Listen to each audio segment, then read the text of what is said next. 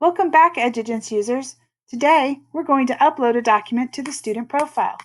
Begin by going to the student search menu.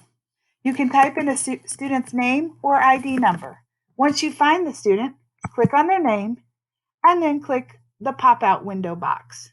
This opens up a new tab with the student profile. Once that is loaded, go all the way to the right and click on Documents. The Documents screen will open. If there have been any documents already loaded, you'll see them here. To upload a new document, click on the green circle with the paper clip. This will open the Upload Attachments box. Choose your file. We're going to upload a test document today, and then click Open.